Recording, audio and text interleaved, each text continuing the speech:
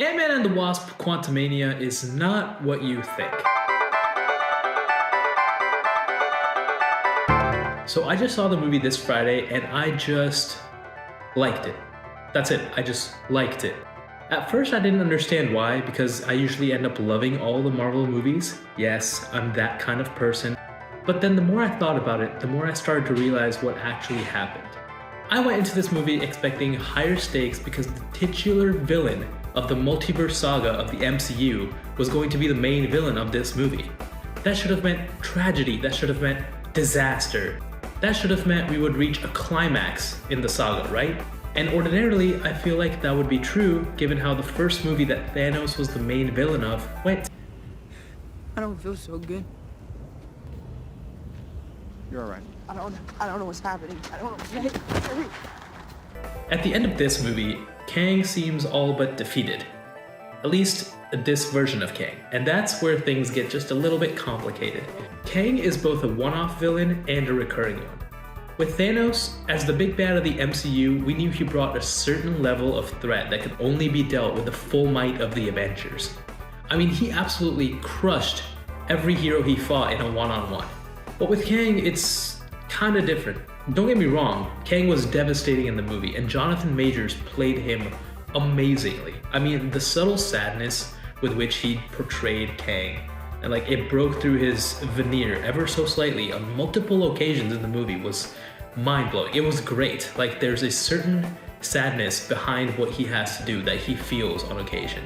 But the difference with Kang as a villain is that even if Scott, Hope and company managed to beat him this round, there's an entire council of his variants waiting to take his place and be the next Kang villain. But that's a double-edged sword. On one side, it makes Kang appear unbeatable, but at the same time, our heroes can beat Kang just like Ant-Man and the Wasp did.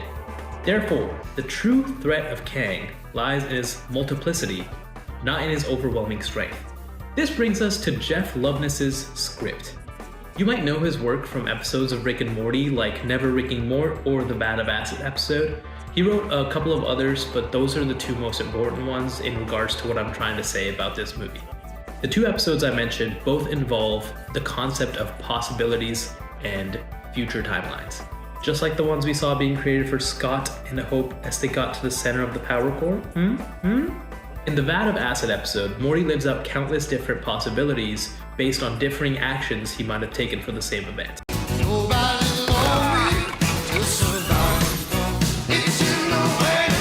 Each time he does that, a variant is created and put in his place in the current reality while he moves on to the next one. In Never Ricking Mort, Rick and Morty are confronted with Storylord, who wants to take all their potential future storylines and use them to break beyond his current reality. Watch this.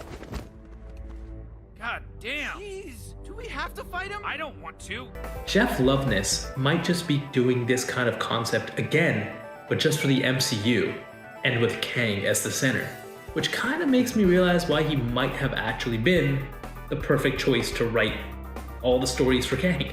So the story for Ant-Man and the Wasp: Quantumania initially seems to be dealing with our heroes trying to stop Kang before he escapes the quantum realm, which is true on the surface level, but I would argue that its true purpose is to just show a possibility. That's it. The Kang presented in this movie had already conquered dozens of timelines and worlds before being exiled to the quantum realm. All those worlds were different possibilities colliding with each other, and so is this main MCU one. That's why this conflict didn't really feel as dire to me as the one with Thanos. It's because it's a possibility of what could have happened at any of the other worlds where he met the Avengers. It just so happened to happen here with Ant-Man. Doctor Strange flirted with the idea of possibilities when they needed to confront Thanos, but Kang is literally the definition of possibilities. That's why Loki is terrified at the sight of just what looks to be a humble variant in Victor Timely in the post-credits scene. His true threat is almost impossible to measure in a single movie. That's why relative to other villains in the MCU, especially Thanos, the big bad of the last saga, Kang felt like he wasn't too difficult to take care of in Quantumania. His true threat is going to come with scope. A scope that is the entirety of Phase 5. So in my opinion, we can't really judge this movie based on the single possibility it presented with what could have happened with Kang and Ant-Man. We have to wait to see all the different possibilities that all the different versions of Kang bring onto our heroes. Like, for a minute, imagine judging the Vat of Acid episode from Rick and Morty only based on Morty's love story. Just that sequence. I mean, it's not bad, but it's an entirely different feeling, and it's definitely not what the entire episode was. The overarching episode is so much more than that. So feel free to nitpick the pacing or how stimulating the visuals of the quantum realm were, or even some character payoffs if that helps you, if that satisfies your need to be a critic. In fact, I'll even make a video on why a lot of those things were actually non-issues. But this form of storytelling is what made fans fall in love with the MCU in the first place. The big difference with Kang is that these interconnecting stories are just much bigger, like on steroids. And once I thought through all of these things, yeah, it was safe to say that I loved this movie. It was just great. The acting was good.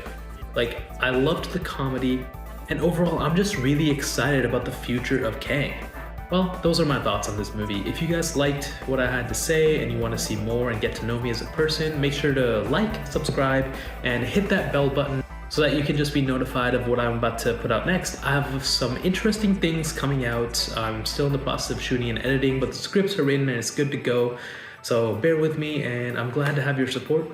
Thank you.